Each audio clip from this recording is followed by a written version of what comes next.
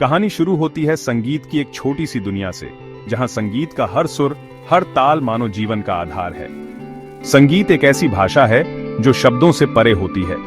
यह कहानी है एक साधारण से संगीतकार की, जिसका जीवन दूसरों को रोशन करने में बीत जाता है, लेकिन उसका खुद का अस्तित्व हमेशा अंधकार में छिपा रहता है। बल्कि हर उस इंसान को प्रेरित करती है जो मेहनत तो करता है, लेकिन खुद को कभी सुर्खियों में नहीं पाता। एक बड़े संगीत महोत्सव की तैयारियां हो रही थीं। पूरे शहर में इस बात की चर्चा थी कि एक मशहूर गायक रघुनाथ अपने अद्भुत गायन से लोगों का दिल जीतने वाले हैं। मंच को सजाया जा रहा था, रोशनी जगमगा रही थी और हर कोई बेसब्री से उस पल का इंतजार कर रहा था जब रघुनाथ मंच पर आएंगे। लेकिन मंच के पीछे एक ऐसा व्यक्ति था जिसकी उपस्थिति पर शायद ही किसी का ध्यान गया हो। वह था सुरेश, रघुनाथ का संगीतकार। सुरेश का काम हारमोनियम पर रघुनाथ का साथ देना था। वह न तो गायक था, न ही उसके पास रघुनाथ जैसी ख्याति थी, लेकिन सुरेश की उंगलियां हारमोनियम पर ऐसा जादू बिखेरती थीं जिससे रघुनाथ का गायन और भी निखर जाता था। सुरेश एक गरीब परिवार से था। उसका जीवन संगीत के प्रति समर्पित था, लेकिन उसके लिए संगीत केवल एक साधन था जिससे वह अपना और अपने परिवार का पेट भरता था। सुरेश हमेशा सोचता था, क्या मेरा काम कभी किसी को याद रहेगा? क्या मेरे सुरों की कदर होगी? हर कार्यक्रम में सुरेश पर्दे के पीछे ही रहता। जब भी किसी को सराहना मिलती तो वह गायक को ही मिलती। सुरेश का योगदान बस एक अनकही कहानी बनकर रह जाता। रघुनाथ अपने संगीत के लिए मशहूर थे, लेकिन उनके स्वभाव में घमंड भी था। उन्हें लगता था कि उनकी सफलता केवल उनके खुद के प्रयासों का परिणाम है। वे अपने संगीतकारों को केवल सहायक मानते थे, जिनकी जगह कोई भी ले सकता है।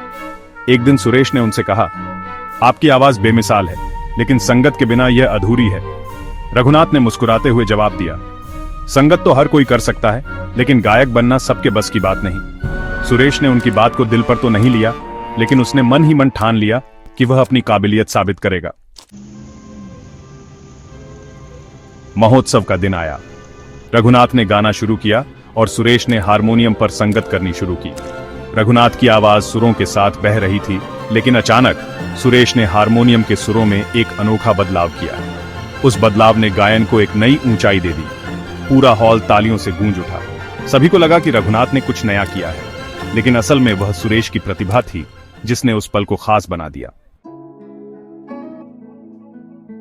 कार्यक्रम खत्म होने के बाद एक बुजुर्ग संगीत प्रेमी ने रघुनाथ से कहा, आज का गायन अद्भुत था, लेकिन इसका श्रेय सिर्फ आपको नहीं बल्कि आपके संगीतकार को भी जाता है। उनकी संगत ने आपके गाने को और भी प्रभावी बना दिया।